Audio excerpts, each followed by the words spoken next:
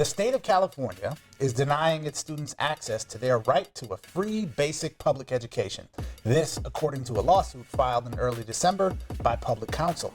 The suit alleges that the state has failed in its duty under the state constitution to provide a basic education to all students, given the extent of low reading and literacy skills among students in California schools. Specifically, the suit points out that of the 200 largest districts in the nation, California is home to 11 of the 26 lowest performing districts.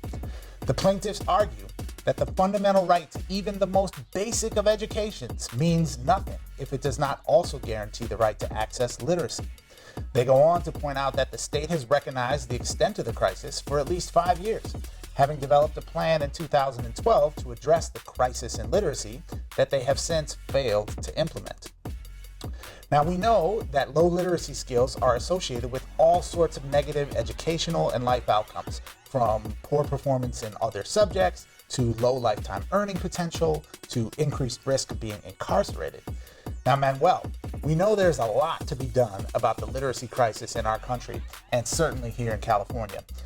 Is the state to blame? And if so, is a lawsuit like this the best way to create change? Well, I think there's a lot of factors to blame for low reading scores, and to sue the state, I think is just, to me, first of all, just really shocking and surprising. It immediately leads me to think, on what basis could future lawsuits potentially circle themselves around regarding maybe achievement in math, achievement in other subjects. My student ended up scoring such and such on the SAT, the school should do better. So that's where my thinking immediately went.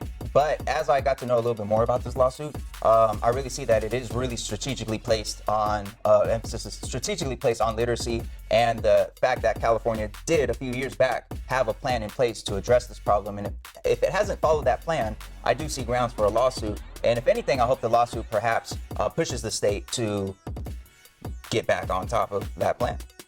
Yeah, I would totally agree. Hopefully this is something that stimulates some change. I think ultimately underneath this is the fact that California remains a state that, relatively speaking, has very low funding for its schools.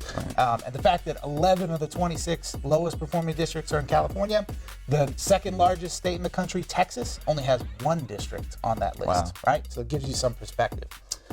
Please jump in, join the conversation, leave your comments below, and like our page and follow us.